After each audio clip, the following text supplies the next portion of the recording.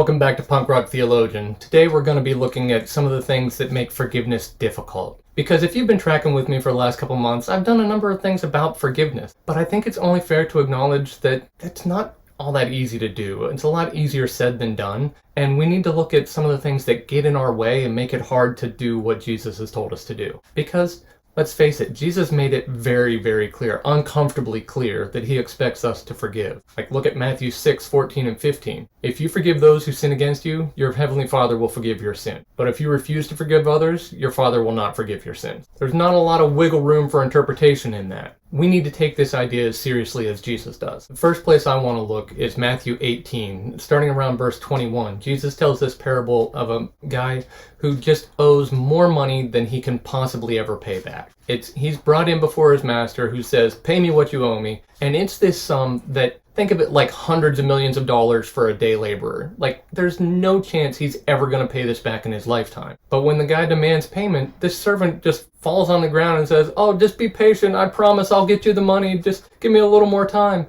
The surprise comes when the master's response is to say, "You know what? Never mind. I'm going to cancel the entire debt. You're free to go." As a brief side note, this is the story of salvation. Every single one of us was in the position of that servant coming before God in the first place. That we owed a debt that there's absolutely no chance we can ever pay. There's no such thing as being a good enough person, doing enough good deeds to be righteous before God. That just doesn't exist. So we owed something that we could never ever pay back. And Jesus is showing us that he offers forgiveness of just canceling it. We've been calling it forbearance, that it's refusing to exercise a legal right and saying, yeah, that debt is real, but I'm going to cancel it and you don't owe me. It's exactly what the master did in the parable. That's exactly what Jesus offers to us. So the story continues. This servant was just forgiven an enormous amount. He walks outside and finds a guy who owes him some money, not anywhere near as much as he was just forgiven, but enough for it to bother him. It's probably something more realistic in his own economic level. In terms of how much he makes in a given week or year or whatever, this is a significant sum and he wants paid back for it. But in comparison to what he was just forgiven, it's completely insignificant. But he doesn't see it that way. He forgets about how much he was forgiven. He just sees that this matters to him,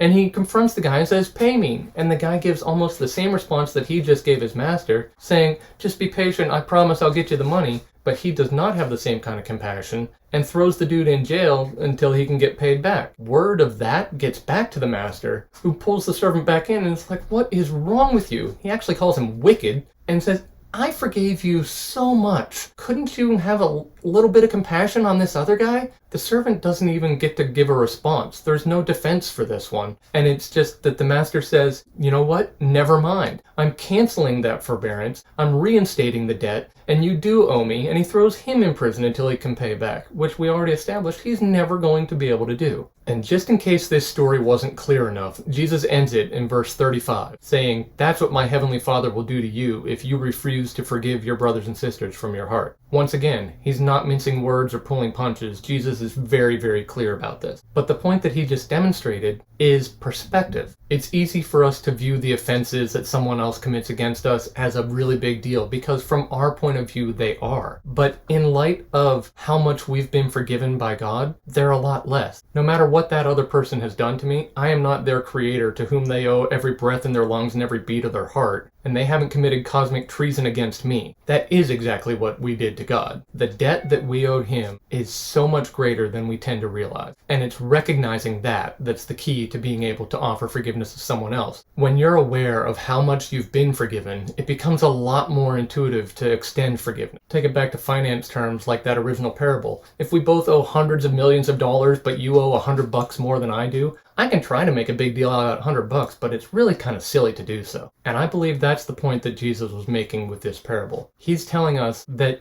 when you recognize how much you've been forgiven, you're going to stop trying to make these comparisons. You're going to quit making an issue out of that $100 because that's really not the point. When we have been forgiven so much by a loving God who just simply canceled our debt and is telling us, this is what I want you to do too, then the only appropriate response is to cancel those debts and to say, You don't owe me. Just like Jesus said in Luke 7:47, that the person who's forgiven much loves much. And it's really the person who recognizes how much they've been forgiven. Because we've all been forgiven so much. It's not a question of how much you're forgiven, it's a matter of how much you realize. So we all have access to that. You don't have to have the crazy story of your life. All you have to do is realize who Jesus is, who you were without him, and how much he has forgiven you. That is the key to forgiving others. And it was a really big deal to Jesus, so it needs to be a big deal to us.